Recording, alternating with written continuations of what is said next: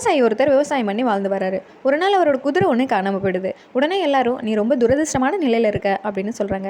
அதுக்கு அந்த விவசாயி இருக்கலாம் அப்படின்னு பதில் சொல்கிறாரு. 2 நாள் கழிச்சு ஓடி போன குதிரை கூட 2 குதிரைகளை கூட்டிகிட்டு வருது. அப்போ எல்லாரும் நீ ரொம்ப அதிர்ஷ்டசாலி அப்படின்னு சொல்கிறாங்க. அதுக்கும் அந்த விவசாயி இருக்கலாம் அப்படின்னு பதில் சொல்கிறாரு. அடுத்த வாரமே அவருடைய மகன் கீழே விழுந்து அவருடைய கால்கள் உடைஞ்சு போயிடுது. அப்போ மக்கள் எல்லாரும் நீ ரொம்ப கஷ்டமான நிலையில் இருக்க அப்படின்னு சொல்கிறாங்க. அதுக்கும் அவர் இருக்கலாம் அப்படின்னு பதில் சொல்கிறாரு. கொஞ்ச நாளுக்கு அப்புறம் போர் அறிவிக்கிறாங்க. அதுக்கு இளைஞர்கள் எல்லாரும் வரணும் அப்படின்னு கூட்டிகிட்டு போயிடுறாங்க. விவசாயி மகன் கால் உடைஞ்சதால அவரை மட்டும் விட்டுறாங்க.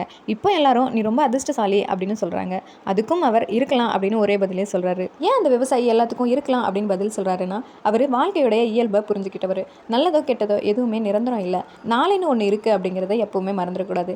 சந்தோஷமான சூழ்நிலை வரும்போது தலைக்கால் புரியாமல் ஆடவும் கூடாது. கஷ்டமான சூழ்நிலை வரும்போது சோர்ந்து போய் உட்காந்துடவும் கூடாது.